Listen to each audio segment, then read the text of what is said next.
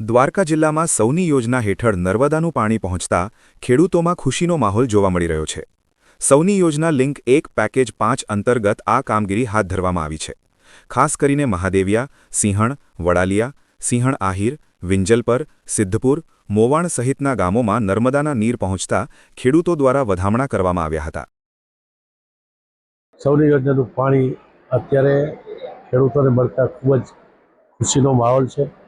ગામડામાં આ ચેકડેમો, તળાવો અને નદીમાં પાણી સૌની યોજનાનું આવવાથી ખેડૂતોએ સૌની યોજનાના પાણી નર્મદા મૈયાનો વધામણા પણ કર્યા છે અને જે 3 કિલોમીટરમાં આવતા ચેકડેમો, તળાવો છે એને પણ આવનારા દિવસોમાં ચેકડેમ, તળાવો ભરવા માટેનું અત્યારે સર્વેની કામગીરી પૂરી થઈ ગઈ છે।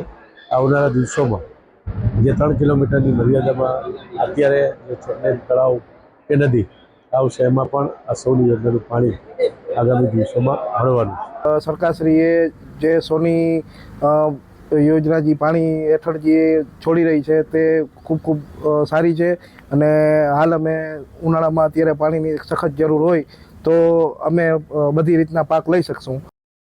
આ કામગીરીને ખેતી માટે જીવનદાયી ગણાવવામાં આવી રહી છે।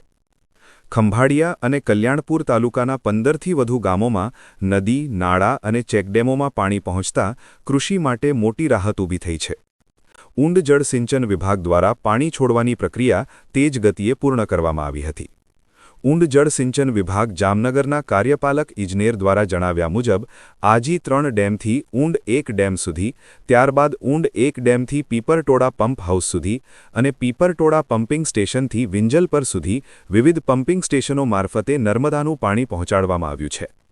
આ સમગ્ર કામગીરી દરમિયાન અંદાજિત 230 MCFT જેટલો પાણીનો જથ્થો દ્વારકા જિલ્લામાં ઠાલવવામાં આવ્યો છે, જેના પરિણામે અંદાજે 60 જેટલા ચેકડેમો અને તળાવો ભરવાની કામગીરી પૂર્ણ થઈ ગઈ છે। હાલ પણ બાકી રહેલા ચેકડેમો અને તળાવો ભરવાની કામગીરી પ્રગતિ હેઠળ છે।